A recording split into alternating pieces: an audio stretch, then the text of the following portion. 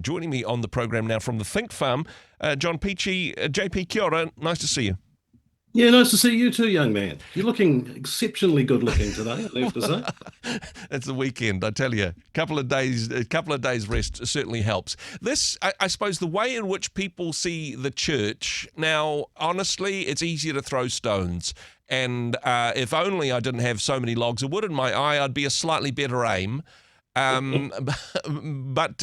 certainly the way in which people outside of the church perceive the church, some of that is blatantly unfair, but some of it's pretty accurate.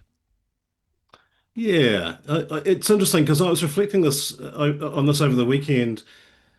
There are plenty of reasons at the moment to be picking up rocks and getting your slingshot ready to go. Yeah. Because I think there are people behaving badly, overseas and in this country. I mean, I'm astounded actually.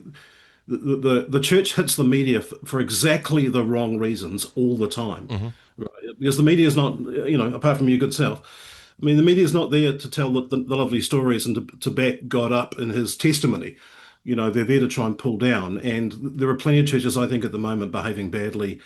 But I was looking at in fact, I was being challenged by pastor on Sunday, fantastic teacher around the book of Colossians, and I've been thinking about this.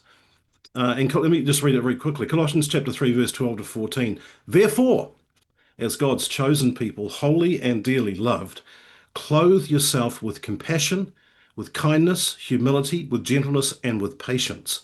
Bear with each other and forgive one another if any of you has a grievance against someone. Forgive as the Lord forgave you. Ouch. And above all these virtues, put on love, which binds them all together in perfect unity. And for those who are scholarly, the word put on, which is used twice in this passage, is a word enduo, which means sink into these clothes that you're putting on. Wow. It's like just become absorbed by these things: compassion, kindness, humility, gentleness, and patience. Bear with each other, right? Well, that word alone, bearing, means to kind of hold and put up with and contend with. It doesn't mean to throw stones, of course. And there's another, you might recall in Matthew chapter 5, when it talks about if you go to the altar, and presumably in this case we're going to take communion, we're going to the altar, Yep. and you suddenly remember, oh mate, I've got this thing against Andrew. I need to go and sort this out first. Yeah, need to go That's sort them what out. Scripture says. Yeah. Leave your gift, right? Run away and go and sort it out, then come back, and presumably you'll then be in good conscience to have the conversation. And I think that's really, really important. Hey, the way in which the church is described, compassion, kindness, humility, gentleness, and patience, I've never seen that as a headline. And I suppose this isn't the way in which, for the most part, non-Christians would see us. But also at the same time, John, we shouldn't be using this as an opportunity to dump on the church and throw rocks at the church and say, gosh, aren't we awful? We should do better. We should be known by love. There should be some space for grace here. Yeah, and look, I'm as guilty as anyone. I must admit I'm critical at times of churches and pastors, and I see things that people do, and you just kind of roll your eyes and going, goodness me. Again, for all the things you could get in the media for, that's not exactly the one I would be choosing. And so, yeah, grace has to kick in. And Yep. man, if people didn't apply the grace to my life, I'd be in all sorts of trouble. So I mean, it's like seriously, that list is very long. Thank the Lord, literally, for him getting rid of my list.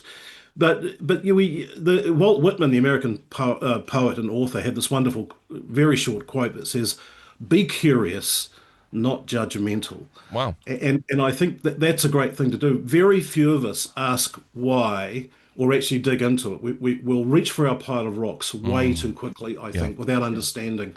And that goes on with people's behavior, the people that you meet. I always say there's a reason why people behave the way they do. There's a reason why people are angry about things. And actually knowing people's story for me is a critical thing. So rather than throwing rocks, sink into, I love that, in duo, sink into these clothes of compassion and kindness. Of all these virtues, put on love, sink into love, which binds them all together in perfect unity. I think, you're right. Let's go for grace. I love that Walt Whitman quote, actually. Be curious, not judgmental. I'm maybe misquoting there, but that idea of saying, hey, we should have a reason for the hope that we have with gentleness and respect, but we also should appreciate that other people have their own reasons for the conclusions that they've come to, for the lifestyle choices that they make, rather than say, hey, my choices are good, their choices are bad. Spending some time talking with them about what has led their life to the point they're in at the moment, with genuine compassion, kindness, humility, and gentleness and patience, sinking into those, as you say, hey, that's a different type of evangelism than repent, you sinner. It's interesting, a couple of years ago, there was a thing called the McCrindle Report, which is an Australian report that came out. And this particular report was on the health of the church in New Zealand. And it was a really in-depth, and it was I think, a very, very painful observation by a research company on the state of the church. And, Yep. and I remember I was sitting in a room of pastors talking about this report. And one of the pieces of the report came out that said a lot of non-Christians don't just dislike us; they actually loathe what we are and and what we stand for. Yeah. And you could say, well, that's not surprising given we have an enemy of our soul, etc. But I said to one of the pastors, who there was a pastor and his wife in the room, they were the co-pastors, and I said to this particular pastor, does your wife know that she's loved? And he sort of looked at me like, what an odd question. I said, no, well, does she know that she's loved? And he said, yes. I said, well, so do the people who answered this survey. Yeah. They know whether they're loved by us or not, right? So you can't go, oh, that's not right. Those stats can't be right. You can't do that. And look, I'll give you a really odd example. Some colleagues of mine, Christian philanthropists, were visiting all of the churches in a particular region of Auckland a couple of years ago. Yep. They spent a year just going to every church. They were looking for some things to invest in terms of projects and bits and pieces. They went to one of the biggest churches in this region and sat in their cafe for 5 weeks in a row. And for 5 weeks in a row, nobody spoke to them. Wow. So you've got to go, well, hang on a minute, guys, right? How on earth? And they were believers, right? Yeah, yeah. So presumably their body odor was okay and it wasn't offensive. Then you've got to say, what the heck? Are we so consumed on a Sunday with our own, relationships, hanging out with the people that you love and, Yeah, and yeah. you get on with? I mean, I get that, right? We're human. We love that sort of stuff. But if a non-believer walks in the room and they get ignored. John, I had a text through, and I read it on air just beforehand. A guy called Bruce texted the station, and he says, I know this is going to sound weird, but I think Christians should learn more about reaching out to non-believers like me. This is somebody who doesn't consider themselves to be a Christian, that don't believe in God. He goes on to say, Christians I've spoken to are happy to listen to you, but there's never any follow-up. I think you should pray for Christian churches to step up their game and reach out more. So we've got somebody who isn't a Christian telling the churches that they need to get their act together. I mean, that's a bit of an indictment, isn't it? Ouch. It is a bit of an indictment, really. And I think we have learned to overcomplicate people. I think we've learned that non-Christians are evil and da, da, da. No, they're not. They're exactly the same as you and I. Their conscience has been somehow broken. They don't see their sin, or actually, I think a lot of people do know their sin, Yeah. and they're afraid of coming to church for having it pointed out, which we're pretty good at doing, of course. Exactly. But what do people want, Andrew? They want to know that they're seen. They want to know that they belong. Yeah. They want to know that people see their potential and who they are, and these are very, very simple things. These are Jesus things, right? Jesus came across people all the time, could have and had a very good CV. He could have said, well, based on my sinlessness and my divinity, I'm going to slap you around the ears. But he Yeah, didn't. yeah, He never did that, right? He always said, yeah, I know you're struggling at the moment. I mean, the woman at the well, often quoted, of course, Yep. classic example. The woman caught in the act of adultery, classic example. And the lovely thing I found about that story, and it's my kind of theological digging and literally rooting around in the dust here, is that when Jesus writes in the dust, the word dust used in the Greek in that passage means arid land. It means land of potential.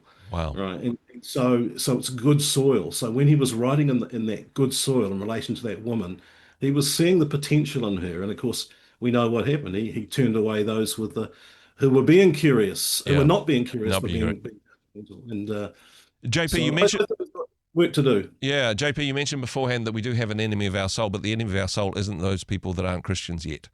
That we're attacking the wrong enemy in that regard, that people who don't believe in a God who loves them, they also have reasons for what they believe or what they don't believe. And tragically, some of those reasons are the way in which Christians and people from churches have treated them in the past, and their perception of what Christianity means and what it means to be a churchgoer is perhaps through a broken mirror or perhaps through some bad examples beforehand. But hey, this is not to beat anybody up and go, gosh, aren't we rubbish, but actually a bit of a challenge that we can do better in this space, right?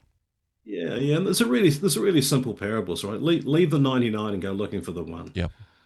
The one needs you just as much as the 99 do, Mm. So let's go looking for that one, and then it's according to Scripture, it's a party when that one Yeah. comes. So yeah, no, I think we've got, it's a learning curve, right? We need to learn. Certainly, good stuff indeed. And hey, John, really appreciate the work that you do, particularly in the business and leadership mentoring space. The thinkfarm.org for people that want to find out more about the work that you do there. But hey, appreciate you taking the time to chat with us. Thanks for being on the program today. Mate, always a pleasure. Hey, thanks very much for joining us in the Rhema studio. Thanks very much for watching the interview. It's kind of nice to have an audience, actually. And if you did like what you watched, then do give us a like, do give us the thumbs up. And if you'd like to see more interviews like that one, or perhaps even better, subscribe and those interviews will come straight to you. Don't forget to turn on your notifications, and we'll see you in the next one. Cheers.